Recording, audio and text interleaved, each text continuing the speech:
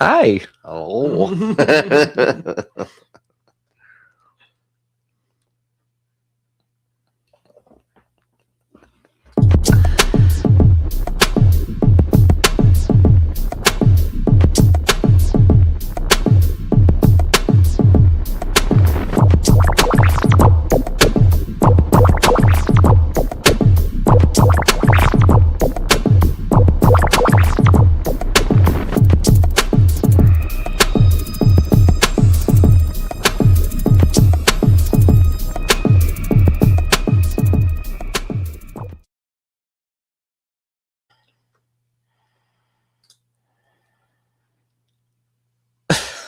Can one of Marvel's most popular anti-heroes make Superman interesting? Are tariffs a bad idea?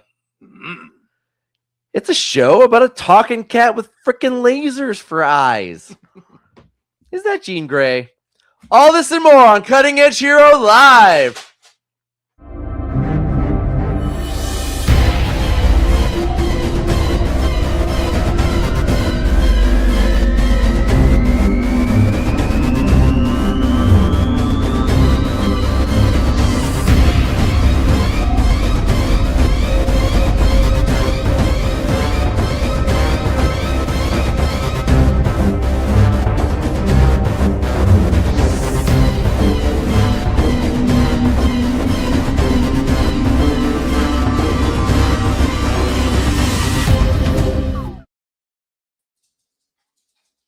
Welcome to Cutting Edge Hero! I am the Nerd King, Danny Stewart, your host for this and most episodes of Cutting Edge Hero. Joined today live in the studio and distantly joined live by Landon, by my co-host and our technical director, Justin, over there. First and foremost by Landon Felter. Landon, how are you doing today? I'm doing just fine. How are y'all doing? Doing well. Happy to see you. And then my other co-host, Joseph Stewart. Hello, peoples. And then Joseph, yeah. Joseph. Yeah. And with then the Justin lore thickens. Okay. Justin over there in the technical director seat. Justin, how are you this week? Oh, I feel I feel weird. Yeah. I feel weird. Me and my body aren't we're not on good terms right now. We're not on good terms. I'm so tired. I kind of hate it. All its normal things. It sweats a little. I'm like, you suck. Yeah. It creaks. Like I go to move it and it's like oh. We're in a fight right now. We're kind of in a fight right now. Hey man, even the Mona Lisa's cracking. Mm-hmm. We have got an incredible show for you this week. We have got some CinemaCon footage that was dropped for Avengers Doomsday, as well as Spider-Man Brand New Day, as well as a bunch of other shit that they dropped on top of that that we are going to talk about. We are going to talk about some of, but certainly not all of the news in the bullet points. And then on the hit list, we are talking about our 5 favorite moments from CapeAnime, which happened over the weekend. It was an incredible time. Can't wait to talk all about it. But before we do all of that, let's talk about the nerdiest things we've done this week. Landon, what's the nerdiest thing you've done this week?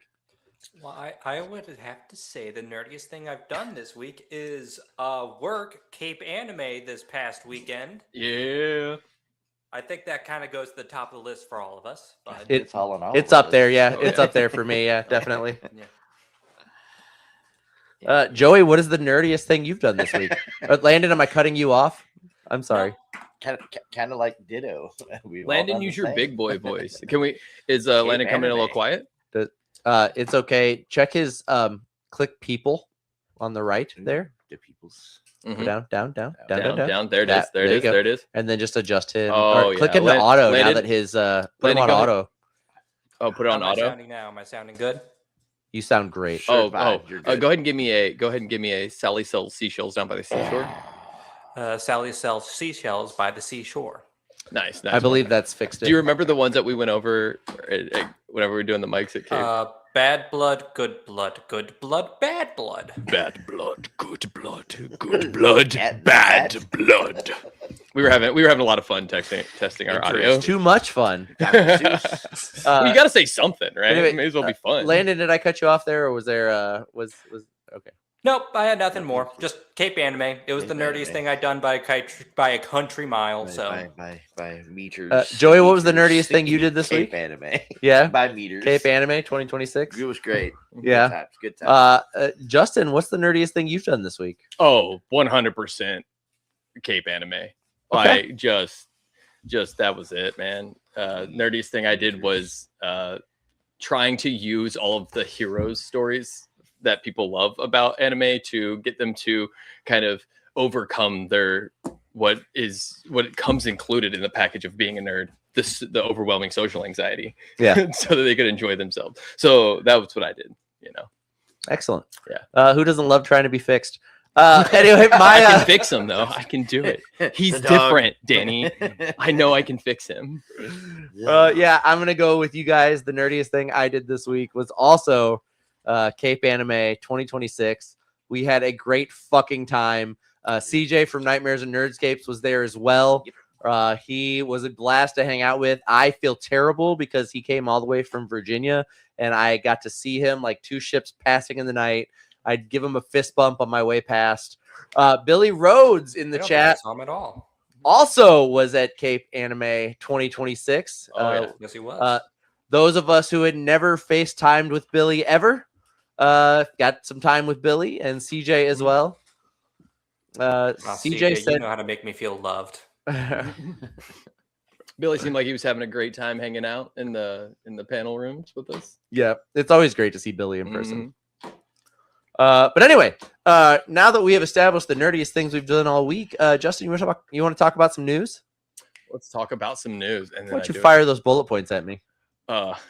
No problem, dude.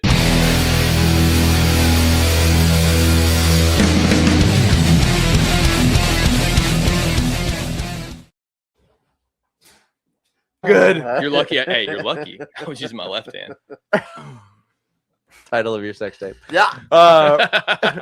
So, welcome to the Bullet Points, where we talk about some of, but certainly not all of the news coming out of entertainment this week. In the top stories, I will start with comic books, and I have an image to go with this as well. In the upcoming, or it actually just released, in the just released Spider-Man Superman crossover with Marvel and DC, they have given Superman the Venom symbiote. Huh. If you want to throw that that image image up. up there. Oh yeah, I can absolutely do that. If only we had someone to do that. Right. Well, right. I mean, look at there it is. So here you I'm can the guy. see Superman. It was the Superman's Rogues Gallery and the Sinister Six all attacking Spider-Man and Superman. And Superman got the Venom symbiote. It doesn't last terribly long, and it's a cooler idea than it actually ended up being in the comic. He just lasers the Venom symbiote off of himself and then slaps his hands together, creating a sonic Enough sound burst, yeah. and then the symbiote comes right back off of him, and so Superman does not. It looks really cool though. I love the cape. It's hard to make Superman cool, but I feel like that's doing it. That's, but the symbiote. I love what they how the Looks like like the shit. symbiote becomes He a does. cape. Landon. I'm with Landon. Somebody My worked bad. hard on Sorry. that, Landon. Trash. It looks terrible. All right, take it away. Take it away. it looks better than the normal Superman costume. That's what I'll say. Yeah. Things always look better in black. I mean, as a 90s baby, that tracks with you. Yeah. Is this are like feelings on Superman as a hero, like just where they are Superman in you guys' top 10? No, Not even God, close. no. Oh, I love Superman. I like Okay. Superman depending on how he's written. A lot of times he's not written very well. Brightburn? Brightburn was fun. I mean, the Pretty idea of a scary. dark Justice League, that not that we've never seen that before, but I can see what James Gunn was going for there. Wasn't my favorite part of the film, but the ending. That there was other ones. I think my favorite. I wish it was. I'm a big proponent of standalone. That's the whole story. Doesn't need to be extra. That could have been the whole thing. Want to feature some of the comments we got up there. Billy said the anime draw was fun. Yes. CJ said he didn't get to meet Billy. He'll have to fix that at CapeCon. Serena, best of 9 Stewart, my beautiful niece, is in the chat. She said, "Hey fam, what's up?" Saul, fam. And then Billy, I believe he was trying to find Joey at the show to tell him this, but Joey, I was sorry to hear that the inventor of the D100 had passed, Lou Zacchi. Oh. And CJ echoing Landon's thoughts that the Superman with the Venom symbiote looked terrible. Yeah, but Can we circle back around to the passing of a hero? And we can just get some 07s in the chat, guys. Want to throw an F in the chat for that? Lou Zacchi. Thank you. And then Billy Rhodes also said, "Fuck you, Superman is the best." No, Yeah, he's you're all right. lying. Yeah, you're just I will filling the say chat there. A lot of people don't know how to write Superman, but whenever you can get him right, Superman is fucking awesome. Yes, absolutely. I think the David Cornsweet, like that version of Superman that we got in Superman, was a good demonstration of what Superman should be like. And when he's well written, that's kind of what he comes off as. He's just kind of a big, geeky, super strong guy that would rather not fight anyone if he can avoid it. And at the end of the day, he likes to fuck with people because he's super strong and super fast, and he thinks that shit's hilarious. Mhm. That's the best Superman. He's very One Punch-esque, right? Yeah, except that One Punch Man is intentionally the opposite, whereas most anime heroes fight to become stronger. Mhm. One Punch Man starts off at too strong, and then he's like bored because he finally achieved what everybody else was trying to Superman achieve. always kind of being that same trope of like, unbeatable. Like he's all CJ said he's awesome when he struggles with how horrible everyone else is. That's true. Oh. Superman is a commentary on a society and what a man with his kind of powers and the kind of limitations that he's still presented with, because a good person doesn't just, become the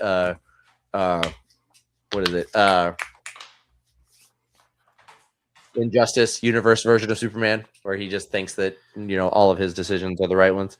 It doesn't like use the power to control. In anime news, we are about to get Dragon Ball Galactic Patrol, which is the next storyline after Dragon Ball Super, where Goku and Vegeta are helping. That's not that one. Goku and Vegeta are helping a Galactic Patrol officer hunt down space criminals, and so in preparation for that, they are going to remake and re-release the last several Dragon Ball Super films. So they're going to completely remake them and then re-release them in theaters when they already existed, already made as movies, and already released in theaters. They are now going to go back and do them all over again. What do you mean by remake? Like touch up the visuals? No. Or do you mean like ground up? Redo the whole thing. Completely redone? Like completely redone. New artists, okay. new art, the voice actors are going to re-record all of their voice lines. They are New voice actors? remaking them. No, same voice cast as always. Same artist? But they are re-recording the previous Dragon Ball Super films and then re-releasing them ahead of this new Galactic Patrol Okay. story. I was kind of reading on it. I didn't get a ton of the details, but they are definitely remaking them and not just re-releasing them. I know like Dragon Ball, put out anything Dragon Ball, it does gangbusters. Like it's insane. I know that much. But also like, is it still financially viable to remake entire movies? The entire movies that were released so recently as well. I can't imagine that it is, but they said they're remaking the one where he fought Frieza, Golden Frieza. They're remaking the last movie arc they just did. So I don't know, man, but they are. We're kind of in a world with media where it's not so. It's the algorithmically. It's like what is happening. If you put something out and then it doesn't catch traction, just doing it again is. And it catches traction is where the success happens, right? Yeah, but completely remaking something that already exists is just wild to me. Might have something to do with these that. things already were very successful when they came out. They were. Yeah. Our human relations specialist and fact checker extraordinaire, Ben Stewart, is in the chat. He said in anime news, that's the Punisher. What would we do? Ben, what would we do without you? Thank you so much. Landon, what did you have for gaming news? In gaming news, two big stories, really. First and foremost, union workers are taking legal action against Build a Rocket Boy due to lack of transparency over what data was being collected. So essentially, pretty much every company with computers has data tracking software on them just to make sure their employees aren't looking at anything weird on company time or aren't doing anything just generally weird when on the clock. Sometimes they go a bit further and even have like mouse tracking software to make sure you're moving your mouse at least to do some sort of work or pay attention. Or middle management likes to scare people and say, we're watching you all the time. So that way when you're at home, you're just terrified that you can't go to the bathroom or yawn or something. But apparently Build a Rocket Boy, which is a development studio that I could not name a single game for off the top of my head, is being sued by workers because they are not being totally transparent on what data is being collected. Now, as we all know, even if app or whatever is taking all your information, they at least have that big fun end user license agreement or something notifying you what information they're taking. Mm-hmm. Even even if nobody reads it, they still have to legally tell you that. Mm-hmm. And that's also true for workers, even though workers' rights are not exactly in the best situation right now. That is still true. And so far, this company is being sued by their workers for not revealing this information. Good. As they should. Good. It's about time. It's about time that something happened with this. Like, so there's the saying that if it's free, you're the product. Yeah. You know? But this isn't a product thing. This is somebody trying to, plan on living their life, paying their rent, feeding themselves, putting, raising a family.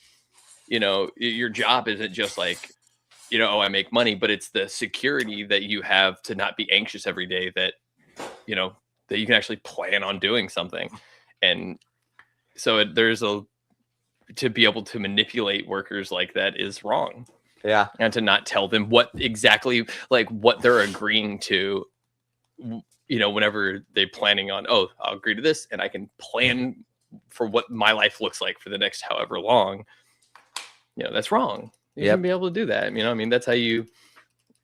Billy said, I never use the mouse. I'm all key prompt, baby. And CJ said, I made a macro that would move my cursor at random between 4 and 37 seconds. So there. Damn, CJ. That is, I don't even understand the process of that. And then Billy said, granted, I haven't used a computer since 1992, but I'm sure it's still similar. Oh, they're basically exactly the same. They haven't changed at all since 1992. And then a little shade being cast at Windows. CJ said Windows 11 is shockingly similar to DOS. So, what else you got in gaming, Landon? More information about legal disputes. Nintendo of America is currently being sued by customers for tariff refunds. Recently, the Supreme Court had ruled that companies can receive refunds from the federal government for tariff costs that they accrued while they were active in whatever market they were selling in, or whatever market. And now Nintendo, as well as a few other companies, are currently being sued by consumers to be like, hey, where's our tariff refunds? Yep. Yeah, interesting. Yeah, the consumer paid for the tariffs, and the companies are getting refunds on them, which is just crazy. And then it's all happened so fast. It's not like it was a year long or 2 year long plot, though. I mean, this has all happened so quickly. Yep. And then Ben said, I used a mouse jiggler you just plugged in. He didn't have to program any macros there. Yeah. So that's interesting that they're being sued over that. Yeah, I mean, and they're not the only one. It's a lot of companies getting these tariff refunds. And I'm not going to say Nintendo is perfect by any means, but I will say there is the idea that it's not like it was premeditated with whether or not they knew the tariffs, and then they didn't know whether or not they'd be getting the refunds too, right? Then they already had release dates, and they already had It's just really shitty. But we've lived in a world where banks get bailed out and people don't, and corporations get bailed out and people don't. I mean, it's just one more fucking. Justin Quick in the chat said, "Hey, Danny and everyone, what is up, Justin? Glad you are here. Thank you for joining us." Yeah. Every time Justin comments, that makes him my first favorite Justin on the show. Oh yeah. Yes, every time. You're lucky. There's so much stuff in between us right now, and I'm tired. Remember, I told you I was revolting as my body. If my body wasn't tired, we'd be wrestling. You're feeling right froggy. I'll be right here. Maybe next week. Let me get some sleep. Yes. Anyway, hydrate first. I was gonna say there's no way in. I don't want to lose because I was dehydrated. Weight That's scale or anything for the fights in the studio. So you just throw yourself at me. Billy said, "Oh no, my headphones are gonna die, so I gotta go. Good luck with the rest of the show, everyone. Bye, Billy. Love you. Bye, Billy."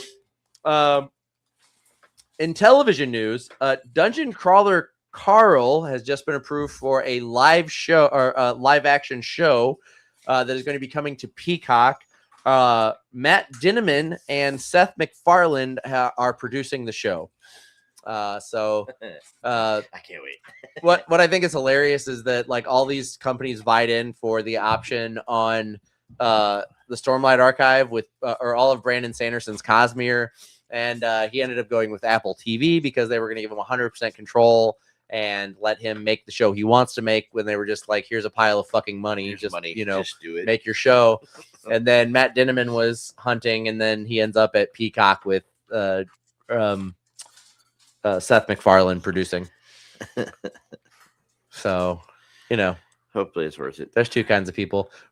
Peacock hasn't done a lot of fantasy novel original content, so we'll see.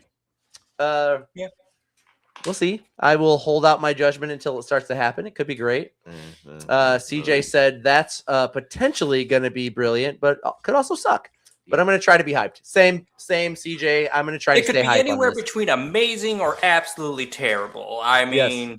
I'm in it with like the Cape 6 seasons in a movie, or it could be Legend of the Seeker horrible. That was fucking everyone involved in that production should have been murdered. Oh my god. That was the only. Wow. Ben said they asked me if they could use my feet for it. Picks. I didn't know it Did was in Tolkien. I didn't know it was like a. You saying Ben has hobbit feet? Is that? No, that's what you said. Okay, I just said it was Tolkien. That was the inference you made, because I don't know Ben that well. Yeah, I was gonna say that's my much bigger little brother. I was a degree of separation away. So Ben, what'd you say? Yes? Are we going to see the feet? Yeah. No. He can't breach the NDA. Dude, he can't breach the NDA. So we have talked about like Ben. When we talk about stuff, Ben's always like, "I'm going to play this person in this thing." Ben would be perfect for Carl. Yes, he's big. Agree. He's big enough. He's perfect. Ben, you would be the perfect Carl. Absolutely. That's the thing you should go for. Agreed. Get in there, get cast for Carl. Do it. Ben says all I can say is they asked. Yeah. Can't breach the NDA. Yeah, I think in the books, Carl's like 6'3", 6'4", Ben's 6'5", so they have to play with the height a little bit, but I think it's there. I think you got it. I think that's perfect. See you running around with a cat in your heart boxers and your leather jacket with a shoulder-mounted cat that shoots lasers out of its eyes. Fuck yeah. I'm learning that your special interest is, Danny, is the height of heroes as they are written in comics. You're the only person that I've heard mention like every hero. You're like their heights. Like you just got that on lock. That's just like you think that's my one thing. Like, well, no, but that's one of the one things that's unique. Like that lives rent free. Watch. Other nerds knowledge. Other nerds have they have other information like the color of their eyes or something, or who they fought. Superman and Batman have blue eyes. Wolverine has brown eyes. Yeah. So you get Spider-Man has brown eyes. I never won for a reason. Right. I never thought for a single second how tall. That'll be the second time I've said that since last week. Yeah. Yeah. It's just interesting. Anyway, moving along. Ben said it's because he's a Wolverine fan and no one will ever be cast his actual height, so he's obsessed with it. I mean, yes. I mean, you could say I'm a Wolverine fan. I did name our entire show after him. But anyway, Superman has no eyes. Spider-Man has one. Thank you, CJ. That is fuck that. See, that is something I didn't know. So after TV news, Dungeon Crawler Carl, very excited about that. Can't wait to see who they cast. Can't wait to see what they do with that. In movie news, and this is what that image I sent over to you for. In movie news, there was a leaked image from Spider-Man Brand New Day that shows Sadie Sink next to the Punisher. Every nerd news outlet is reporting on this fucking image. And they're like, oh, this confirms she is Jean Grey. Oh, this confirms she isn't Jean Grey. That doesn't confirm a goddamn thing. What the fuck are we reporting on? Jesus Christ. Anyway, that's my movie. How many redheads are there in Marvel Comics? A fuck ton. Wait, what isn't? I mean, Spider-Man isn't there a famous redhead in the Spider-Man? Yeah, Mary Jane. Mary Jane was redheaded. But Mary Jane's already represented by Zendaya. But the thing is, like, they're trying to say, like, who's she playing? But she's wearing green and yellow in this. Like, she's definitely Jean Grey, but like, also she could be Typhoid Mary. Like, this doesn't fucking tell you anything. This is nothing. This is not news. Mary would be a weird. That would be a deep grab, right? I have every YouTube outlet that I follow, every news site that I follow, every social media that I follow is reporting on this fucking image of nothing. Like, CinemaCon was last weekend. How fucking starved for this shit are we that we're reporting on this stupid image that shows you nothing? Can I give you a casual's take on it? Yeah, go for it. So I'm very much a casual whenever it comes to all this. A passive enjoyer. She's wearing, you're right, green and yellow. Green and yellow. Where mutants are being introduced in this. Spider-Man's always had a connection to the X-Men. For sure. So is the Punisher. Mm-hmm. Jean Grey. Most likely she's playing Jean Grey. There was and it's gonna be she's one of the most famous X-Men. There was production images of just art of Jean Grey wearing that exact outfit, but that has already been confirmed in the other stuff that they have shown. This doesn't confirm anything. This isn't news. I'm just so burnt out on all of these social media outlets that are just chasing the next big fucking story. The news they're reporting is just like, oh my god, and it's like, of course you have to break 10 minutes on. So we're gonna let us show the image. We're not chasing the story, but we're not chasing the story, not us. You have to break I'm fucking tired of this shit. You have to break 10 minutes on YouTube to make money off of a video. So people are making 10-minute long fucking videos talking about this one image. This one image, Just hate it. I hate it. I think it's probably Jean Grey. It makes sense. I mean, she's one of the most famous X-Men. She's always this first image clearly demonstrates. Yeah, I think I'm excited actually to see mutants come into the fold, to the cinema fold, under this cinematic universe, and to see what they do with it. I think they've done a pretty good job with almost everything else that every other franchise they've touched. So that'd be nice. Yeah, I think that once Kevin Feige, I think what we can definitely chalk the entire multiverse saga up to is the production side of Marvel Studios deciding they knew better than Kevin Feige as to what the series and movies needed. And after the colossal failure and large amounts of money they've lost on that terrible decision, I think he's firmly back in control. And I think that means we're moving into the mutant saga and getting away from the multiverse saga. And I think that we're going to is Kelsey Grammer we're coming on back our as way Beast? To a return to form for the MCU. Can we see the comments? Oh yeah, we can. Yes, Kelsey Grammer is confirmed to return. I'm in. I'm going to watch every single one. CJ said that confirms she's a character that meets the Punisher. So true. Ben said that's Rachel Summers, confirmed. And then are they getting clicks? I may need to change my shtick. Yes, they are. These people are. These are their full-time jobs. Well, I'm just saying, like, I know they're trying to keep this fucking train rolling for themselves, but how about talking about anything of substance instead of trying to make a fucking 15-20 minute long video. You just got to speak at it with about some the confidence. leak of an image with nothing in it. Speak confidently that that's what it means, and then bring up a bunch of the history that they already know. Right? Talk about the most recent favorite fandom that involves those characters, and then Yeah. And I hope this news didn't just graze you. This has been the Bullet Points. So well.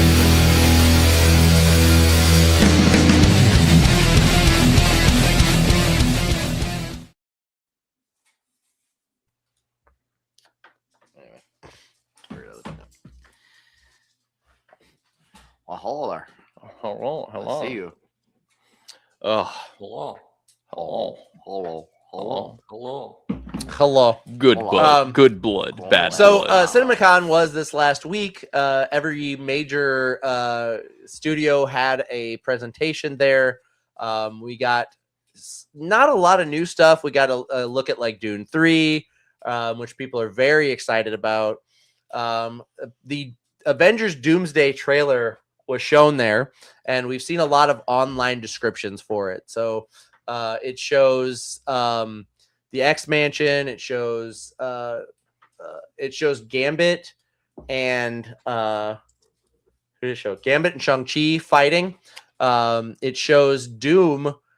Shows Robert Downey Jr.'s Doctor Doom stopping Stormbreaker by pinching the edge of the blade as Thor tries to strike him down with it. Okay. And he's apparently so powerful that Thor can't even Just touch pinch him. the blade. Yeah. Gambit? It is Channing Tatum. It is Channing Tatum's Gambit. Let's Channing go. Tatum is back as Gambit. Let's go. Kelsey Grammer is also confirmed for Secret Wars. I was as kidding he's- about that. No, yeah, For he's real? actually coming Let's back. go. I loved it. I love But it. Alan Cummings at some point fights the Fantastic Four in this movie. That was not shown.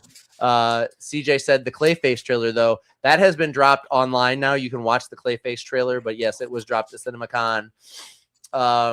They didn't really give much news outside of the fact that the movie's coming. We didn't get the Batman 2. We didn't get Warner Brothers was kind of slim with it. We did get the trailer for Spider-Man Beyond the Spider-Verse 2 at CinemaCon, which still has not made it online as well. But That's the animated one, right? Yes. Oh that's the my God, I animated can't one. wait. It opens with from the perspective of the Prowler Miles that caught Miles at the end of the last movie. Yeah. And then talking to Miles, and Miles is our Miles is trying to explain to him like where he's from and what's going on. And he doesn't believe him. That's so great. But it kind of leans into that. So yeah, CinemaCon. And that's gonna there be were some great. big announcements there. Nothing too huge standing out that I can think of. We still haven't gotten the Doomsday trailer dropped online. People are wondering when that's actually going to happen. Anything out of that you guys are excited about? I mean, what was it? Beyond the Spider-Verse? Yes. Part 2. I've been super excited for that for a long time. I think everybody has been. I can't. The animation style, just all the different variations on the animation styles is so fun to watch, and how they use it in their storytelling. Oh, we go cheeky and interesting. The trailer shows Spider-Punk's world. Like, cool! You go into that world. So you get a snippet of just like his whole verse. That's cool. Which is just, yeah, absolutely. CJ's excited about Clayface. This is like a body horror film. Oh, is it an actual horror film? Yes. Okay, because they're treating it as a horror film. Morpheus and Venom both. I was like, oh, this could be horror. This could be an actual horror film, and I think that they tried to make it more of a hero. What do you got against Morpheus? It's Morbin time. It's Morbin time. Yeah, it's Morbin time all the time. Mm-hmm. And I don't like to speak ill of things. I'll just say that I think I was hoping what I was hoping for was this could be an actual horror film in the MCU, and then it wasn't. So Clayface is supposed to be an actual horror film. Yeah, that's exciting. Yeah, they're actually leaning into the horror aspect of it. And if it didn't even feel like if later on people who are fans of horror were like later on they were told it was part of the MCU, if they were like, oh really? DCU. I think DCU. My bad, DCU. If they were later told that it was a hero film, that was, that they were like, oh, really? I think that's where I want it to land. Yeah. Yeah. Clayface typically is a Batman villain. My bad. I think they're even doing like Casual. the Joker. No, that's I'm fine. a casual. Which is great because it gives me a chance to talk about this kind of stuff. I think they're giving it the same treatment they gave Joker with Joaquin Phoenix, in that it's not Batman centric. This is just about Clayface. I guess that one was also psychological horror, psychological thriller. Yeah, it was just Taxi Driver. Right. I mean, it was good. Yeah, it was great. There's actually there's a lot about in that film in particular the way they actually filmed the type of film they used and the lenses they used from the beginning of the film to the end of the film, where it was a slow progression, and that was part of the storytelling. They were pretty blatant about the fact that this is just like they were borrowing heavily from Taxi Driver, but they borrowed so heavily they basically remade Taxi Driver. Like they could have just left the Joker aspect out of it, and if you'd have been watching the movie, you'd have been like, "This is a remake of Taxi Driver, isn't it?" I think that's what this is, isn't it? The cinematography was the way that they did the cinematography. I thought was really clever, and it was if you're kind of a film goer in that aspect, that was super nerdy. Like they started with the earliest kind of types of stuff, like the earliest lenses and types of film, and then they slowly became more modern and based on the different shots of reality and psychosis, and it slowly throughout the end of the film. If I was just like, I'm gonna make a samurai epic, but I'm gonna borrow very heavily from Star Wars, and I literally just made New Hope. Yeah, it's samurais instead of Jedis. Like, would you just be like, wow, this is a really great samurai epic? Like, would that be the response you had? Probably not. So I just think the Joker thing is weird. It's good. I like the movie. I thought they did great. I thought the performances were well, but the fact that like how much they borrowed from it. Well, they acknowledged that they were like inspired by it, but then like everybody's like, oh, Joker, like this Joker film. It's like this remake of Taxi Driver. Right. Just I don't know. I just think it's weird. I heard so many ups and downs. I've never watched it. I think it's worth a good watch. It'd be interesting to. I'm sure CJ will weigh in on that in a minute. But moving along. Speaking of, how do I segue this? I got this. I'm gonna back up and run it again. Try it. Speaking of memorable moments that we've had with film and television, for the hit list this week, we're talking about our 5 favorite moments from CapeAnime 2026.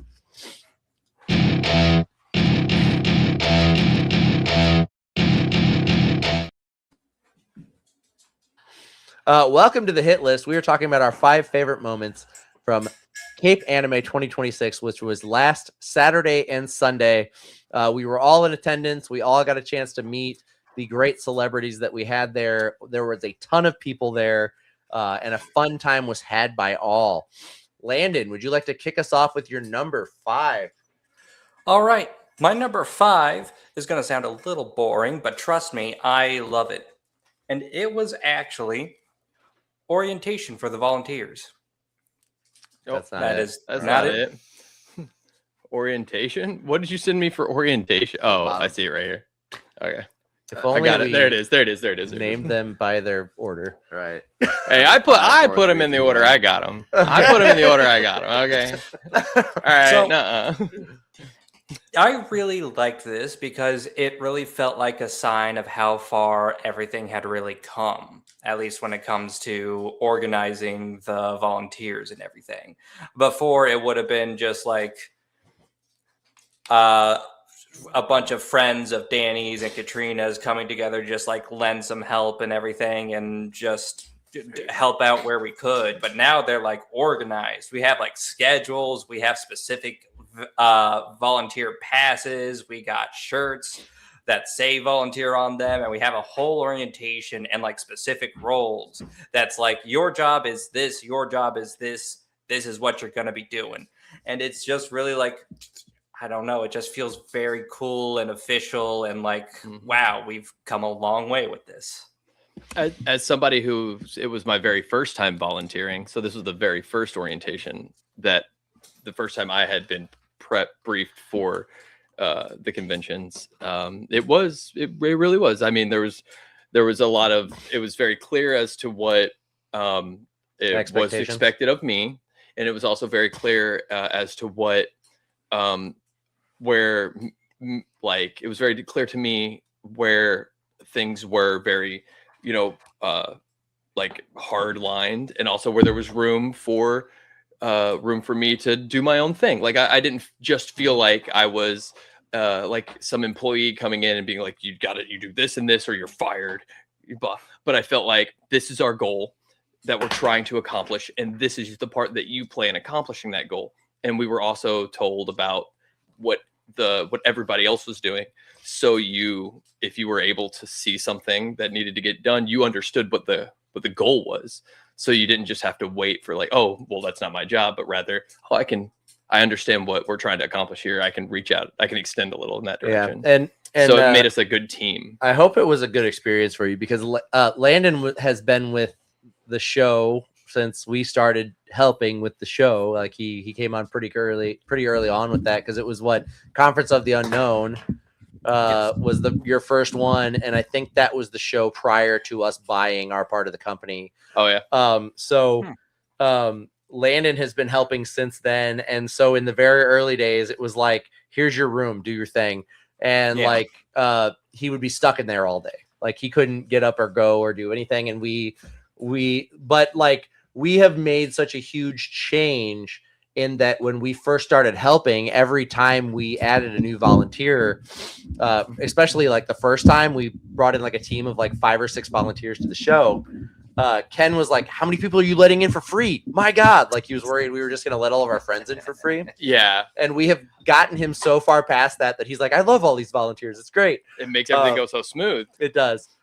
But something we focused on at CapeCon last year, and I think we did even better at Anime this year, and hopefully we can continue to improve going forward, is getting everybody, at least 1 or 2 people, doing the same job with them, so that you guys can just rotate in and out of the room, take turns, have fun, and get to do all the shit you want to do with the show. Because what good is it if you get a free weekend pass if you don't get to enjoy the show? Like that kind of defeats the purpose of that being a boon for getting to be part of the show. If you're like me, then helping and facilitating those moments for the attendees is the boon. That's that's where I have the most fun, is actually. And I think you and Landon are similar in that way, because he's like, this is my panel room and this is where I want to be. Yes, I like being part of the creative process, even if I'm not the one driving the whole creative process. I will do anything I can to help in anybody's creative endeavors if I can. And I'll say, as somebody with a really I love that about you, Landon. Yeah. I'll say, somebody who has a really big personality and a lot of ideas. It was super comfortable to be able to put them out there, and for the ones that stuck to be like, yes, there wasn't a moment of like gut wrench of like, oh no, don't throw. We've already got it figured out. It was, well, let's think about that. Yes or no. And it was easy to be able to be creative and to help not only what was happening, but what could happen. And I worked directly with you, Landon, and it was awesome. Yeah. And just all across the board, it was really, really nice. Like everybody worked extremely well as a team together. I like to believe that, even if I'm usually the person fucking everybody's plans up. Joey, what did you have for number 5?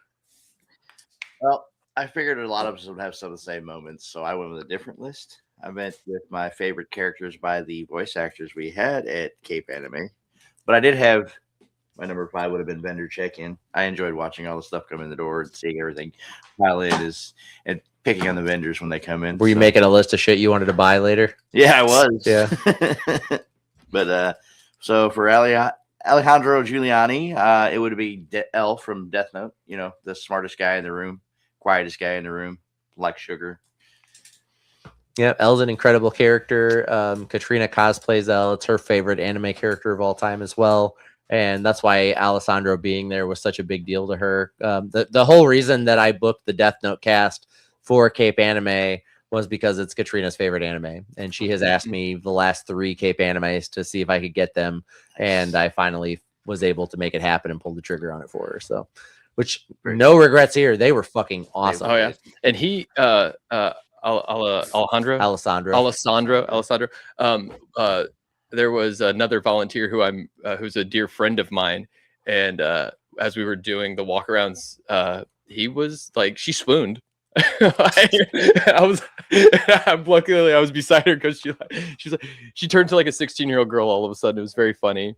She's a mother of two with kid, like her son's about to graduate college. Yeah. Oh yeah, and she just turned into just like, yeah, it was so funny. And so I think that was a lot of people were glad that he was there for more than just more than just his characters. Was cool. All of them were cool, but the Alessandro being also a live action, like on screen actor with several notable roles. Like he was in Smallville, he was in Man of Steel, he was in The Chilling Adventures of Sabrina the Teenage Witch. He was in was it Stargate? No, I think so. Battlestar Galactica. Oh, Battlestar. That's what Battlestar Galactica. He was one of the main cast on Battlestar Galactica for a minute, I believe. Yeah.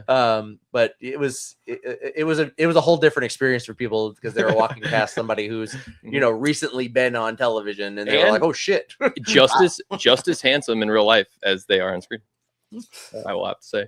I was a little intimidated. I didn't stand beside him all weekend. No, I don't want to get compared. Justin, what did you have for your number 5? My number 5, and what's in chat? Oh, let's go to chat real quick. My number 5. Let's see. What do we have in here? Number 5. Here we are. Telling the cops that their costumes were the most character accurate all weekend. Yeah. So we did have a bit of a police presence at the show. And so turn around without seeing one. We Justin CJ says he struggles to see your big personality. Yeah. Make himself bigger. CJ said friends can get in for free. Yes, if you volunteer. It's to work help with the show. I'll tell you what, it's work. If you volunteer to help with the show, and we're always looking for volunteers, CJ. If you want to volunteer instead of attend, you are more than welcome to throw your hat in the ring, and we will, put you somewhere. More than likely, you'll be probably helping out in a panel, probably. But yeah, that's we'll how you find out what into, you're comfortable with. That is the way you get into helping, and then also get into helping us like moderate panels for the celebrities and stuff. Is to get in and start doing that stuff. CJ said I'd be a great volunteer. I'm a fucking treasure, and it's true. It's absolutely true. No shade. I would love for you to volunteer. I think my number 5 would be the staff at the convention hall. So just going around and talking to some of the other staff that works for the convention hall.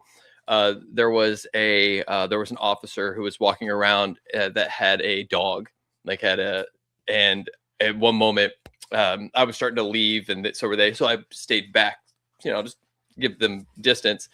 And she kind of looked at me, and I kind of was like, "Is that a pretty fun job?" And she stopped for a moment and kind of took it in and thought about how to answer this. And she said, it's a pretty good gig.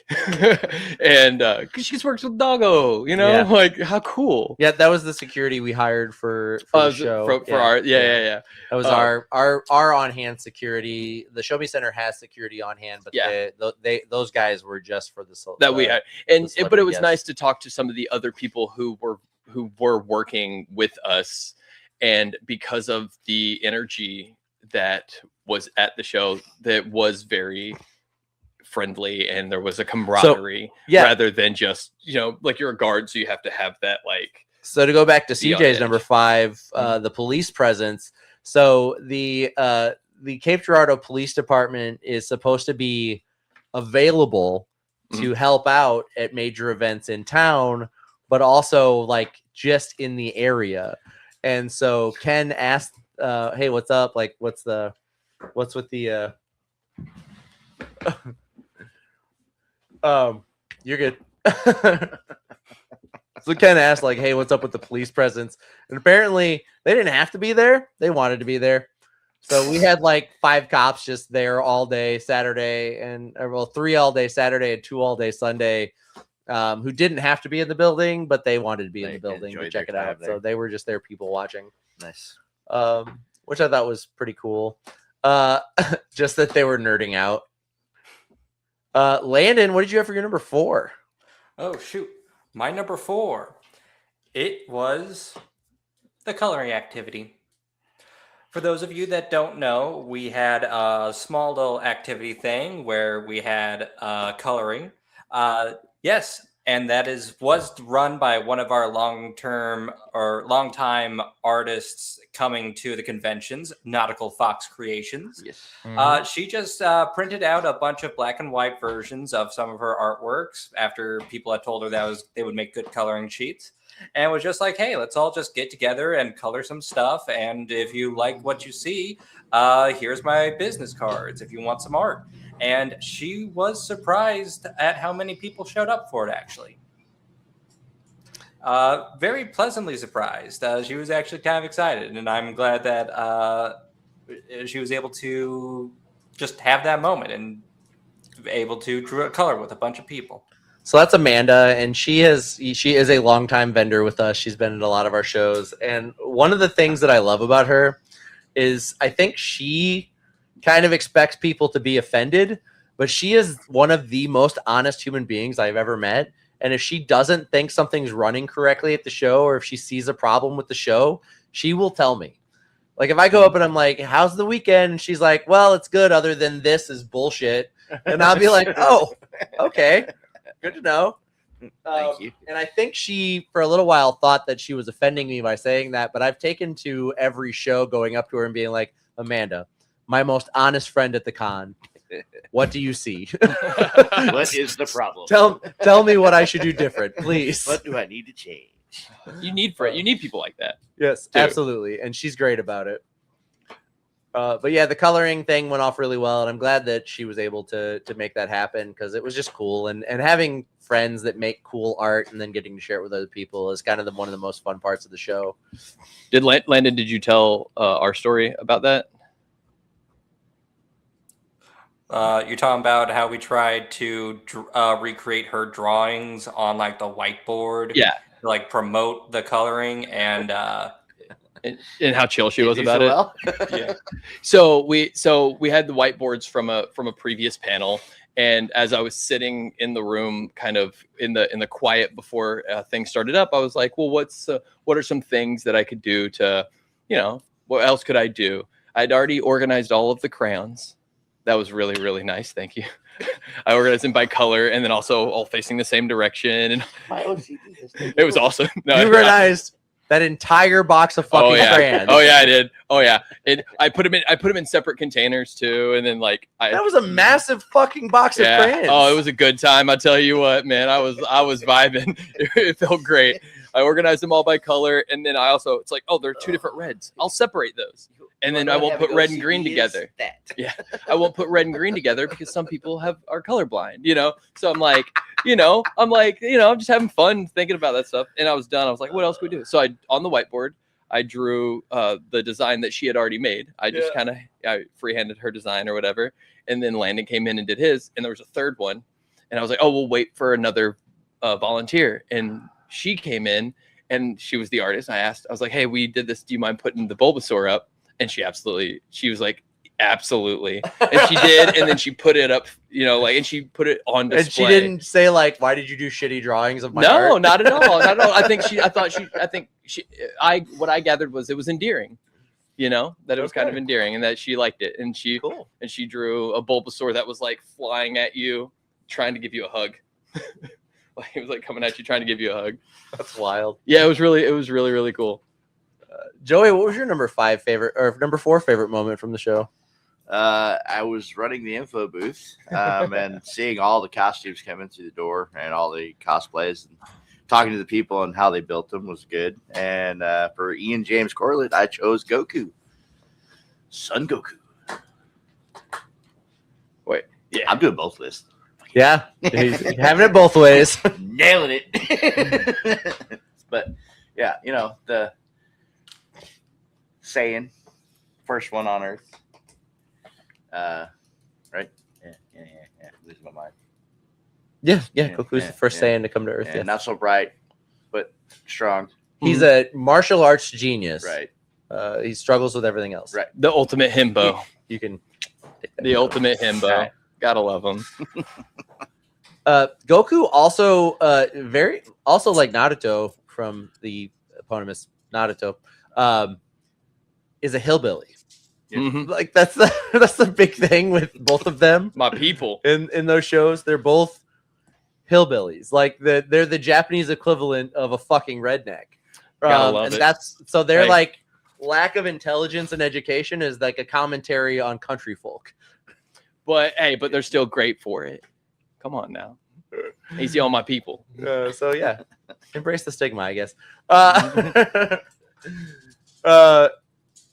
Justin, what did you have for your number 4? Number 4. I didn't exactly. I think I'm just gonna comment. I'm just gonna tag in on everybody else's. I Okay. think I love seeing that. I love hearing about the voice actor for Goku talk about some of like the experience of voicing Goku across their career. I thought that was kind of neat. Horrible father. What did CJ have? I see he's got a number 4 up there. Let's see, seeing hundreds of introverts socialize openly without any obvious nervousness. Amongst my people. Yeah. Yeah, it's a lot to be said about finding your community, and I think that's what the show is all about. Mhm. I think that was actually to. I guess maybe that was another thing. I don't know if it's closer to my number 1, but finding people who are nervous, and then Nightmares. just saying, I love you. there's a kid here who is just as scared as you are, except when they'll see you get over your fear, and that will help them get over. They'll see a hero in you, so that's why you should go up and you should do the panel. That's why you should get up and you should sing. That's why you should get up and dance.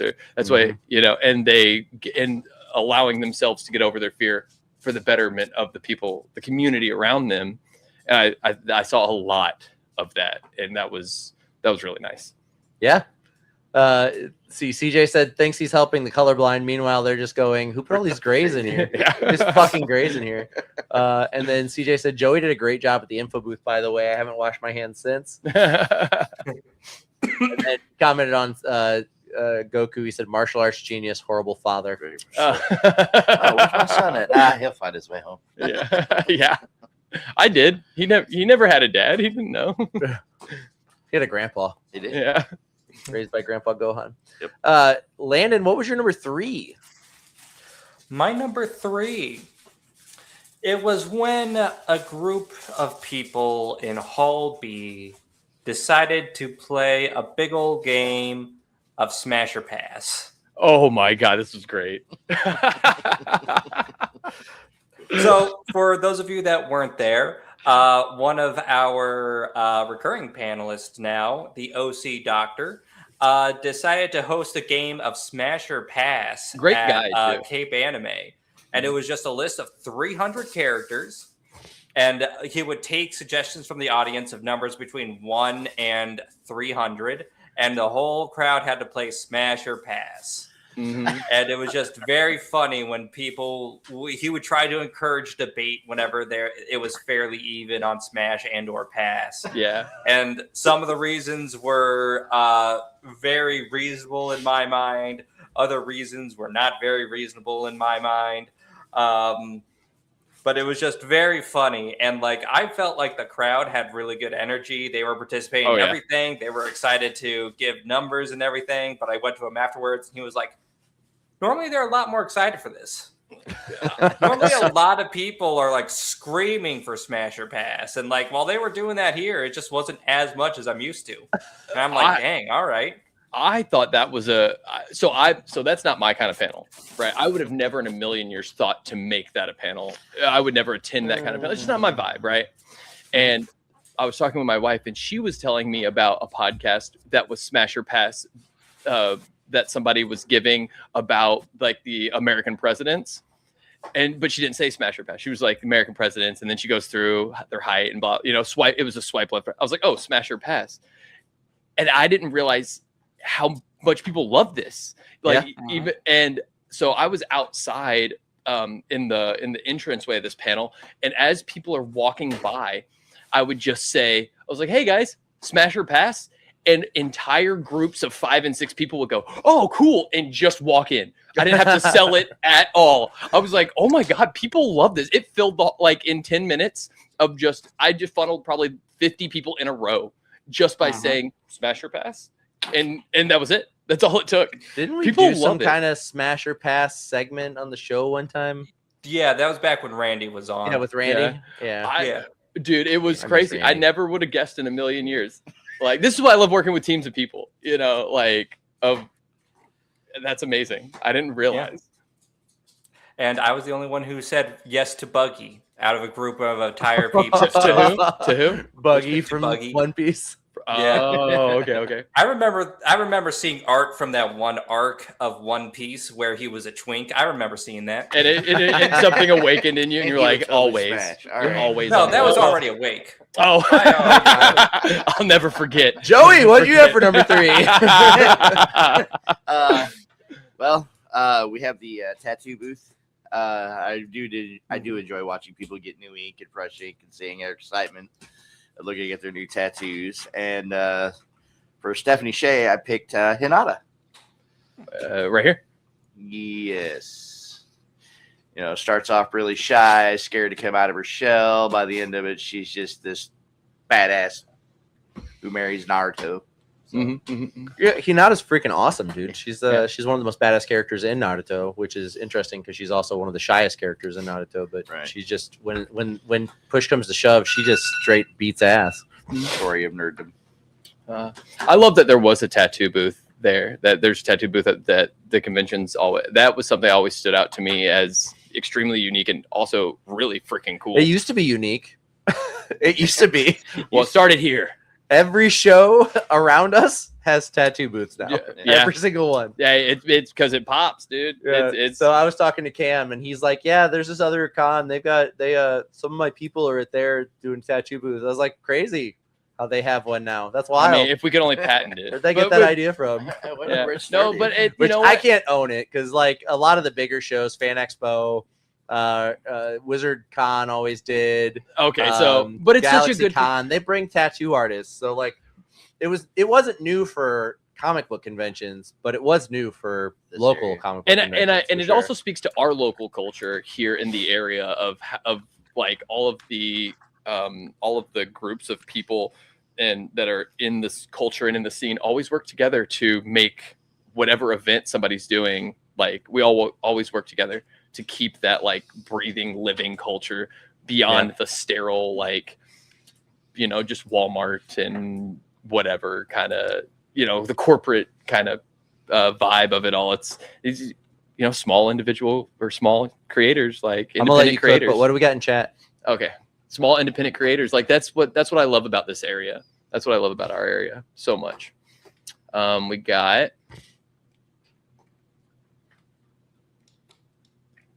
CJ's number 3. Making more money than Joey at the casino. Dick. We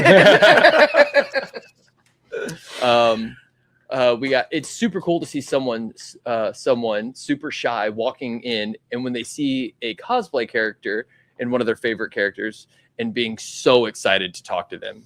Yeah. It's one of my favorite reasons They got to to see cosplay. Uh-huh. Is that you're not you're that person, you're Right. that character for Yes. that day, and that's always one of my favorite things. Seeing so many kids and young CJ people. said, "Mississippi stud, you are not, sir." Oh. I love seeing like so many kids coming in and just the amount of comfortability that not only the kids have but parents have in the community and being like, yeah, this is a safe space, and letting them fully explore and fully just, you know, they're like the leash always starts off tight. What is this going to be? And then it's, yeah, go have fun. Go talk to those people. Yeah, absolutely. Hey, and like somebody say, hey, the kid could be over there. Do you mind if I hang out with you and with this group of cosplayers? Like, and can we do the pose and everything? And the parent, not even for a second, thinking for a second. The kid doesn't even have to ask. It's just absolutely. I think that's really cool. The safe space is so amazing. Ben said, Cutting Edge Hero, he said at night, but it's always been Cutting Edge Hero after dark, starting early. I think he's referring to the Smash or Pass discussion. Oh, And then Justin Quick said, my birthday is Friday. Well, from all of us here at Cutting Edge Hero, happy early birthday, early Justin. Yeah. Birthday. Happy birthday. Let's see, where were we at? So that was number three. That was three, yeah. Landon, what do you got for number 2? Oh, my number 2. It's something that Billy referred to earlier in the night. It was the draw off. Oh. A lot of people really had fun with this one. I had come in with like a short list of like characters in mind, and then we blew through those a lot faster than I thought we would, because I just did not do the math at all in my head. 1 minute to draw a character. But yeah, we had a lot of fun there. We had a lot of people really enjoyed it. A lot of people loved seeing the art. A lot of people loved competing, and it was just a lot of fun for everybody all around. I had a lot of fun working with you on that one. So that was one of your panels, and so I was kind of just doing what I could to help out. And there was a moment when 2 young women came up. 2 different age brackets, like early 20s and then probably mid-teens, and neither of them knew the character that Landon had proposed. Yeah, who was this it? character? I think it was Luffy. Oh yeah, I They think it didn't was know who like, Luffy do you was know when they were at Luffy? an anime convention? Jesus Yeah, they're like Christ. Luffy, and they didn't know. Bragging. But that's not their fandom, right? And then Oh no, I'm gonna be critical of that. Goddamn right. about these young women. No Yeah. excuses. And so one of the so it's like there's no way I know what their fandom is. So I just suggested, I was like, oh, what are you guys watching right now? And had them talk to each other. And they both, within like 30 seconds, settled on a character they both knew from a fandom they both Who'd they end up liked. drawing? And then there Landon? were people in the audience who were like, as soon as they said the fandom, which I can't remember, we're like, I don't yeah. remember either. Oh, But wild. so it was something That memorable. outside of Nice. us. Like we would have never directed them to this fandom, and the audience would have never got to cheer for it. But we let them, come to that, and that was a really cool moment. When we first started doing the Jeopardy panel, the first time we did it, I made 1 Jeopardy game, and I was like, "Oh, this will be great," and did not think at all about the fact that this is an hour-long panel. It took them like 15 minutes to get through. Oh, the Jeopardy no. It was like, shit. Yeah. So Talks about yourself. we started doing like 3 or 4 Jeopardy games at a time whenever we do the Jeopardy panel. But yeah, same thing. It was like, this will take the whole time, 1 Jeopardy thing. And they knocked it out in like 15 minutes. And it was like, great. Now what do we do? Yeah. Then it was like, we did like random trivia questions for the next like 30 minutes. Yeah. Just to like challenge people. So I love the idea that I saw that it's like, oh, well, there's fandoms that we don't even, that they have, that our attendees have that we're not familiar with. Absolutely. There's a And- fucking myriad number of So shows that I don't even know exist. And I see them all the time, especially in like the cosplay contest. I'll be like, excuse me, what are you dressed as? And they'll like say some random fucking shit. I'm like, I don't know what that is. There's only a couple hundred animes every year that come out, right? Yeah. So for the Joey- 20 some odd years we've been watching. Joey, what did you have for number 2? For number 2, I have listening to the story of the power puking ramen eater. Oh my God. Oh, For Brian Drummond, I've got Benny from Black Lagoon. I haven't seen Black Lagoon yet. You need to watch it. That one. Did you get his signature on a Benny thing? No, I wanted to. I just didn't make it. Oh. Dude, that ramen eating contest was hype. That was a wild contest. It was. Absolutely wild. And ramen as the thing to eat too. Like, woo. What is that? Our third I annual? think it's our third. Third annual ramen contest. No, I think it's 4. I tried it 4? once. I think that's our 4th. You tried it I once? think I did. I was in the third. Yep. One. How many That's bowls 4. did you get through? How many bowls did you get through? 6. That was So- our winner. 6 bowls was like, was Hold our on winner. though. So the last 3 times we did it, it was packaged ramen Uh-huh. with Yeah. like watered down broth. Full. And There we this go. year, Yeah. we let Yuzu, the ramen shop on Broadway, And they did a actually do it. fantastic They did job. legit ramen. Oh, it was. And so our like most bowls in a ramen contest was 12. Dude, and they showed up ready to freaking rock and knock At it out of the 8 park. At 8, well, first off, our last year's winner bowed out, didn't even fucking like make it in the competitive numbers. Oh, no. And our winner was 7 bowls, and a guy tried to do 8, and he fucking violently threw up. Oh no. So apparently, real ramen and the shit you buy from the store very different Yeah. on your stomach. Well, the amount, like the noodles are twice the size, right? Yeah. And they had the Naruto things on top of the ramen when they served it. Oh man, I'm just thinking about now, just regular ramen packets. That's a lot of sodium. Yep. Yeah. Maybe the hand like the ramen, the professional ramen has less sodium. I would hope. Oh no, I just thought of some really cool merch idea, but I don't think it's Somebody really throwing up important ramen. Ramen. No, I was like actually this, but thinking it's like, if you compete in the ramen contest, you automatically get like a Cape Events or CapeAnime commemorative ramen bowl. Oh, with that would be cool. Or chopsticks. some like chopsticks or something like that. Yeah. Or what we need to do, you know how like when you win like the Nathan's hot dog eating contest, you get a like title belt. Mhm. We should have a ninja headband. Oh, that would be a good one. title Yeah, belt for the ramen. that would be a contest. good one. Justin, what do we have in chat? We have in chat here. Say finding indie authors with solid stories that I never would have heard of without the con. I have a little bit of insider information as to why that's important to CJ, and that's fucking cool, dude. I didn't even know that was a thing you did. Yep. I'd love to hear some of the stories that you had, like spoken in your own words at some point.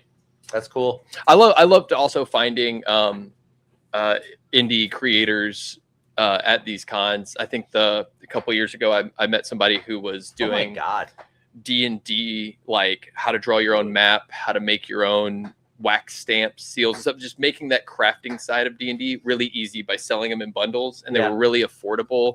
And I was like that's awesome.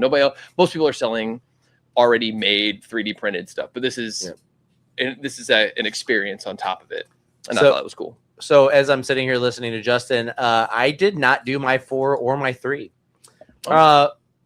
I didn't do my number 5. I haven't done any. Yeah. So I'm going to knock out 3 very quickly. Number 5, whenever I was picking our guests up, the voice actors up from the hotel Saturday morning, we were standing out front of the hotel and we were talking, and Brian Drummond was kind of picking on Brad Swale for being a nerd and all the stuff he's into. And I said, Brad, are you a nerd? And he's like, am I a nerd? And like pulls off his Gundam backpack. And I was like, I just thought that was your brand. Like he's the original voice of Amuro Ray he's the voice of Amuro Ray from Gundam. Oh. And I just thought he was wearing it because like he's the main character from the original Gundam series. No, he's a huge fucking Gundam nut. He's a nut about everything. He's a fucking nerd. He was blown away. First celebrity I've ever shown my Ninja Turtles tattoo that went, holy shit, that's fucking cool. Yeah. Like Brad Swale was blown away by it. We're out there, boys. That was one of my favorite moments of the weekend. My number 5, honestly, that Brad Swale is a fucking nerd. Like a lot of these guys that they're like dealers, you know, they don't dip into their own product, but Brad Swale is not one of those. He's huge into it. My number 4, I have a video to go along with. Oh yeah, I do get that. So when we took the celebrities to dinner Saturday night, the waiter at the restaurant approached me and asked if it was anybody's birthday, and I said no. And then I said, but we can pretend it is. And so he said, which one? And I pointed at Ian James Corlett. And so and for those of us who I'm familiar with Ian. Yeah, Ian is the original voice of Goku from Dragon Ball Z, the Ocean dubs, whenever it first went into syndication in the United States. He's literally the reason that anime is so popular in the United States right now. So we're sitting there with all of the guests, and they bring out this fucking stack of squares of cake from the restaurant, and then a big drum to sing happy birthday to him. And then when they go to break the drum out, he disappears from the table. Oh no. And we were all laughing because we thought he ran off because he didn't want him to sing happy birthday to him. Apparently, he was oblivious. He didn't know he was avoiding the birthday thing when he did it. Oh. Because he goes back, he sits down, and after a few minutes, the server like breaks out the drum again and decides for us all to sing happy birthday to him. And so they light his candle and we sing happy birthday to Ian on not his birthday at all. And here's a video of it. Happy birthday, dear Ian. Happy birthday to you.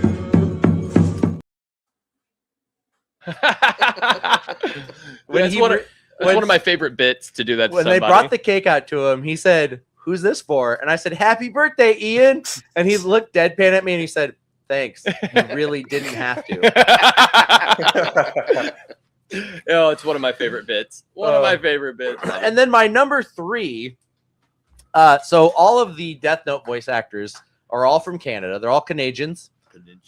They've all been friends for 30 plus years. They were friends before they started working for Ocean Studios and doing all the dubs on anime back in the day.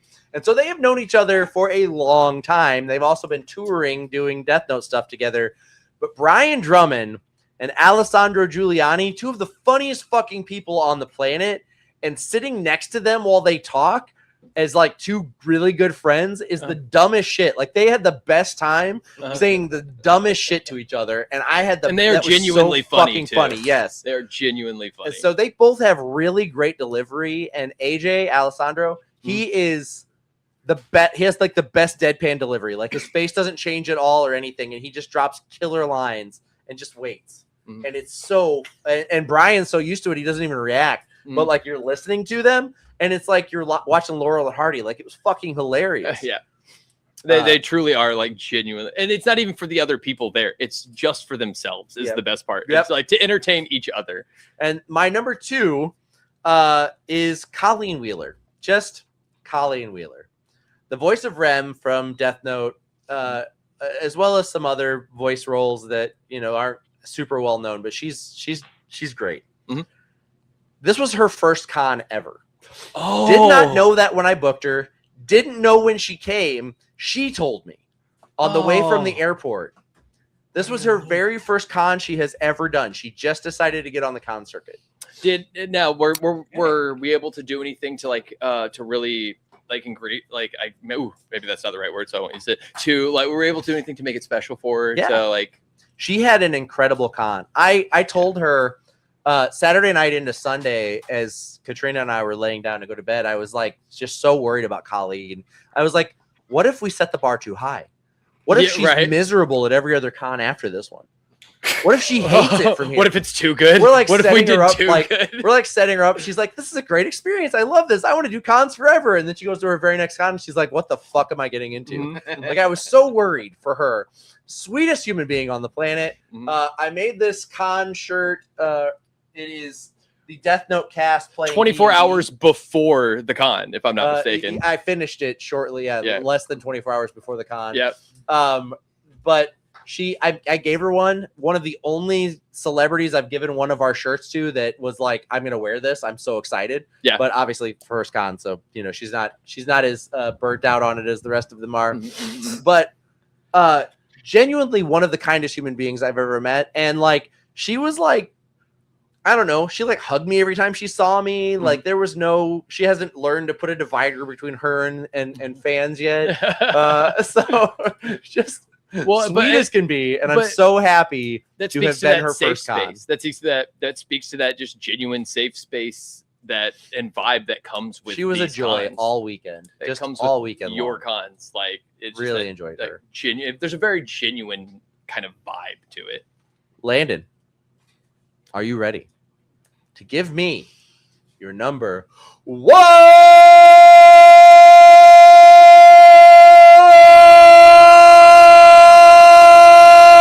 Landon, your number 1, please. Oh, serious, Landon. My number 1 was cosplay karaoke. Let's go. It is something that we did 2 days in a row. The first day, it was super big, super popular. It was The electric. second day, not as big, not as popular, but still very big and very popular. It got a lot of attention. People were coming by before it being like, when's cosplay karaoke? People were trying to see how soon they could sign up for cosplay karaoke. When we finished day one of cosplay karaoke, people were asking, are you all doing this again? Can I do this again? And we got to be like, yes, we can. You can do it again. We will be doing it again. Honestly, it was just super awesome. Danny sang in cosplay karaoke, even though he wasn't doing cosplay, so you kind of get disqualified for that, Danny. But that's beside the point. There was immediate DQ. Yeah.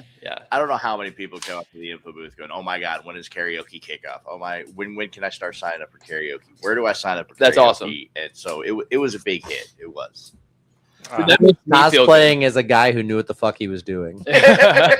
Aren't we all? I'm cosplaying as a human man right now. You're not in charge of a show that gets 4,000 to 6,000 visitors. And You're right. You're in charge of putting out all the fires. So You're right. that was that was all weekend long. I was like, yeah, I know what I'm doing. I'm going that way. But yes, cosplay karaoke has been gangbusters the last several times we've done it. But I feel like there was an extra special magic this weekend. Yeah, I think so too. It felt more like the last few times it's always been popular, but this time people were really clamoring for it. Yeah, I think we've started something, guys. Hell yeah. Hell yeah. And Yeah, that's Landon's little baby that he gets to carry, Cradle, nurture, and take care of. Till it's a big fire. Joey, did you ever number one? So I have Brad Swale as Rock in Black Lagoon. I still love this anime. You should watch this anime. Everybody should watch this anime. It's a good anime. I'll check it out. I'm going to check it out. My favorite number one moment was when I watched you walk behind the info booth, grab the mic, and make the announcement of who is going to be at your next show. And all the people were just amazed. The applause that went up, the screaming, the hooting, the hollering that went up through that. And it was just one of the best moments to see. So who's next? For those who missed it. Well, if you missed it, you got to wait till it gets posted. Right. CJ said, I should have done the karaoke. I may next time. And then he said, did I miss that? What was the announcement? So I will. You don't have to wait. Here it goes. Justin, you want to go ahead and do CJ's number one? Yeah. Yeah. Sorry. Read it. You just put it up. Read it. Hey. Okay. Listen. Yeah. I never claimed my brain worked good. Getting to my number one, CJ's number one, was getting to go. I was able to take a weekend, spend the days buying nerd shit that I don't need and meeting cool people, and then the nights gambling with the missus. Nice. And CJ also says, I should have done the karaoke. Maybe next time. No maybes. Come on now. Yeah, for sure. We only do it at anime, though. So. Right. And then what did you miss? What was the announcement? Well, actually, we did cosplay karaoke at CapeCon 2 years ago, right? Because that was whenever the comic artist sang "Creep." Yes. Yeah. So I guess we don't just do it at anime. So maybe. The announcement that you missed is that for CapeCon 2026, coming up in November, we are bringing the cast of Star Wars Clone Wars and Star Wars Rebels, and we are bringing almost every single cast member, and the notable exceptions are that we're still waiting to hear if they want to come. We have some offers out for a couple of people, but the big ones, James Arnold Taylor, Matt Lanter, Taylor Gray, Anna Graves, Kat Tabor. There's another one whose name I am drawing a blank on right this second. And then also Ashley Eckstein, the voice of Ahsoka, is going to be there as well. And she's kind of like huge con royalty, so it's kind of nuts that we're getting her because she's like a con maker. So we'll see how that goes down. I've been stressed about it since I signed the contract, which was a couple of months ago. But anyway, yeah, so that was the big announcement. And yeah, we haven't dropped it on social media just yet. The staff is taking a couple of days to refresh before we make our deep dive into advertising CapeCon. But yeah, and then my number one. So Sunday, Monday morning. So I took Monday off of work to recover from CapeAnime because I don't sleep well during the show when I do a lot of running, and so Me neither. I just me either. I slept yesterday and the day before. I took the instead. Monday off to get some much needed rest and do the final like travel to take the celebrities back to the airport and all that kind of stuff, just to be free to like help and like close up any lingering business for the show. And around 11 o'clock, I get a phone call. And I was just fucking like dead to the world. And I feel my phone vibrating next to me and I answer it. And it's Ian James Corlett. And he's like, hey, did you look at my messages yet? And I was like, no. So I was like, give me just a second. I'm going to look at them. So I open my phone. I look at my text. And he's like, hey, you want to go get lunch? And he's like, I'm taking a late checkout at the hotel. And then I was thinking maybe we could get lunch and like hang out. And so I know that like these celebrities are, you know, they're mixed levels of big deals to people. Mm-hmm. But Dragon Ball Z is my favorite anime of all time. Mm-hmm. And I got into it during the Ocean dubs. Mm-hmm. And Goku is my favorite anime character of all time. And Ian James Corlett is the voice of Goku when he was my favorite character of all time. So this is like the closest I can get to meeting Goku in real life. And so much like whenever Damian Clark was here and I was meeting Perfect Cell, I tried to play it as cool as I possibly could while they were here. But I was internally my like little fanboy self, like the tiny little version of Danny that was so nerdy and like nobody wanted to hang out with whenever I was a kid, is fucking losing his shit like all weekend long. And that's how I felt around Ian all weekend long. And it didn't show through like enough that he was like, hey, you want to grab a bite? Yeah. And like that's got to feel good. Yeah, like at one point he said something about like, is everybody else ready to go? Like when we were going to take them all back to the hotel. And I was just like, Ian, I don't give a fuck about anybody else. Like what do you want to do? and he thought I was kidding, but honestly, like if he'd have been like, hey, let's just leave all these guys here. Can you take me back to the hotel? I'd be like, yeah, let's go. Let's go. Actually, it's stuffy in here. Could you kick them all out of the car on yes, the side of the road, I would have been please? like, yes, absolutely. Ian, oh, not a problem. Whatever you need. So when I wake up and he's calling me to be like, hey, did you see my messages? And then I'm like, yeah, let me look at it. And he's like, hey, you want to go get lunch? And I was like, yeah, I'll go get lunch with you. Absolutely. What time are you thinking? And he's like, I don't know, sometime around 1. And I was like, okay. 1 o'clock could not get here fast enough. Like I was fucking jumping up and down. Like when he got here off the plane, I was standing there like I could not wait for the plane to land. Like I heard them land and it took them forever to taxi over to the fucking seating. And I was just so anxious that for like when he walked in. And then when he got there, I was like, hey, Ian, I'm Danny. And like shook hands or whatever. And then he was like, walks over and to get his luggage. And I was like, oh, did you have luggage? He's like, yep. I was like, do you see it? And he's like, nope. And I was like, uh-oh. And so all of his like merch that he shipped or was bringing with him for the weekend, his check bag, got left in Dallas. So he didn't have it when he got to the show. Now he had his clothes and he had his prints, thankfully, because he had them in his other bag. Normally he keeps them in the other bag that would have gotten left, but he had them. So he had something to sell, but like his whole big setup for his booth, his banner, all of that was missing. And he at first kind of like got irate with the airport staff. And I was like, oh, great. He's going to be a fucking asshole. Like, awesome.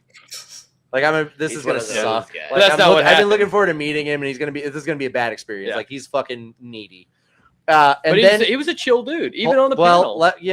Maybe let me finish. And then I was like, and then, so he's like over there, like, very angry about his luggage. And then he, like, takes a breath. He's like, I'm sorry. I'm taking this out on you. It's not your fault. You didn't do anything wrong. I'll get it figured out. Thank you for being so patient with me. And I was like, okay, cool. He was just having a moment. Everybody gets a moment, you know, like, you know what I mean? But other than that, great dude. The rest of the time he was here. And the new centerpiece to the nerd shit back here. This Did is he get signed? Yes. So this statue did not have the kanji on the back. So I bought it and got him to sign it. And he signed for Danny, Ian James Corlett, OG Goku. So that's so cool. And then whenever I dropped him off at the airport, he was like, hey, I know you guys like space your guests out for these things, so it'd probably be a while before you would like regularly have me back. But if you ever decide to have me back as a guest, just let me know. And I was like, okay, Next time. yeah, absolutely. And then I was like, it's so great to meet you. And he's like, you too. And I said, like last thing I said to him, I was like, they say you should never meet your heroes, but for me, it's been incredible. And then I like, see you later. And I got in the car and drove off.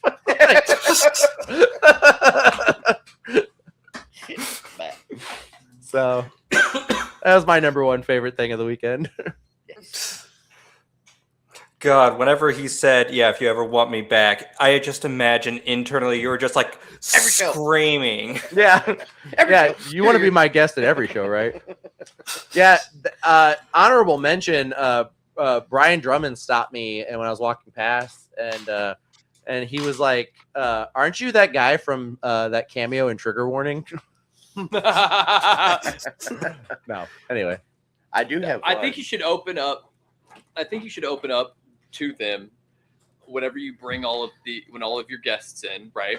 Your cameo to be as like being like, hey, I'm just like you guys. What I need is a I booth. totally get it. What I need is a booth with all of the high visibility chainsaw chat boxes just stacked up. Yeah. And like a banner behind me. like you're a And it's just like the St. Francis commercial I did, the steel commercial I did, and then the chainsaw chap image. But you just you just start handing out like signed copies of them, like when they get off the plane. Hey guys, don't even we don't have to go through this. I'm just like you guys. As a bit, and I think they would love that. I think they would absolutely love that. Or they'd be like, "What the fuck is this guy's?" Or they would lose it. Or they'd be like, "Oh my god, that's you." Ben said I should have said anyway. There's this CapeCon thing in September or November. I mean, just whenever. Nice. But yeah, so that was my favorite thing from the weekend. It was great. Just great. Just fucking incredible. Good times had by all. Yeah. So for next week, what do you guys think? Want to do something? Let's do 5 of something. You think like 5? Think 5's a good number? 5. 5 so of something? 5. Yeah, 5 might be a little low. Oh, we'll do 10. 50. Yeah. Let's not do 50. That's We actually, gonna take and this predates all of you, but we did start out with a top 10 list. Mhm. And it was the intent was that it would be like a quick 30-minute thing on the end of the show, and it ended up being like 2 hours to get through everybody's top 10s. And that's why we cut it down to 5. That's why I also am just like, whenever somebody's top And it's 5 still like is an hour. aligns with me, I'll just tag in. I'll just tag into your top 5. I'd also, it's like, oh, you're number 4. That also, I like that one too. I've got a story there. So let's see. Hit list next week. Favorite. I say Mutant superpowers. No. Yeah, we need more than 5 for that, probably. You're right. Let me look around. Party games. I used to have a list. We should make another list. Not today, obviously. But. right. Oh, let's see what our comments are here. Yeah. Let's do top 5 small independent entrepreneurs. I picked Warwick Davis. Danny is always copying my top 5. So much hate. I can go ahead and ban them if you want, Danny. If like I can bury that in the backyard if you need. Hold on. You want to ban our human relations specialist? Right. Yeah. No, like I said, I can go ahead and get rid of the dirty laundry. Hey Ben, Justin's trying to get rid of our HR department. I can go ahead and wash the dirty laundry if you need. And you said so much hate, which is funny because I always say so much hate. Maybe it's just an old guy thing, but it's shake my head. Oh, is it? I always tell my kids it's so much hate. Shaking my head. And because they'll like shakes my send head. something and send like SMH, and I'll be like, "Oh, Dad, you're so cringe, so much hate." And they're like, Yeah. "That's not what I'm saying." But I can't keep up, man. Like as soon as we switched from coaxial, I was like, "What's going on?" You know. Right. okay. Anyway,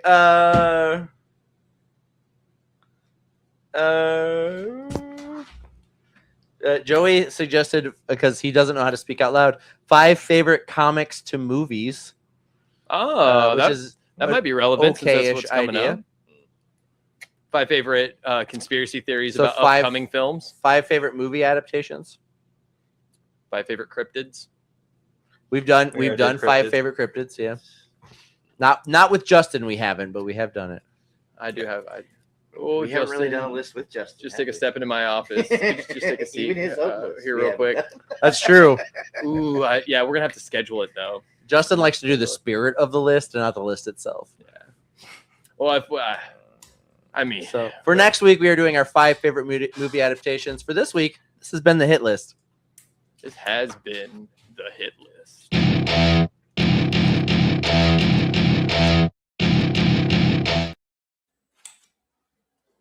Welcome back to the show. That about does it for us this week. Sorry we started so late. Great show anyway. Thank you guys for being here and joining us. Justin, do you have anything you'd like to say to the nice folks? I love you. You're my heroes. That's hot. Nice. Joey, how about you? Anything you want to say to the peoples? Thanks for enjoying our form of stupid. I love it. That's Joey's real laugh he gave you there at the end. That was. If his laugh sounds anything other than that, that's a fake laugh. That was his that real was the laugh. genuine one right there. That's his real laugh. For real. Scary. Landon, why don't you take us home? Just like always, thank you all for coming in, keeping us company in the chat, and also just watching. We would do this even if y'all weren't here, just talking to the walls and to each other. But you all being here is the part that makes this a show. And really, thank you for that, just like every week. Thank you. Yes, thank you guys so much. Justin, what is the chat showing there before All right, we last comments close her before out? we head out. Ka-chow! And then Justin says, see you guys next week. Yeah. And I believe CJ, you said? Yep. This might be the quietest Joey has been in months. Yeah. CJ said, speak up, idiot. Anyway, Thanks, CJ. for all of us here Noted. in the Nerd Dungeon, you've been great, and we've been Cutting Edge Hero. Love you guys. All right.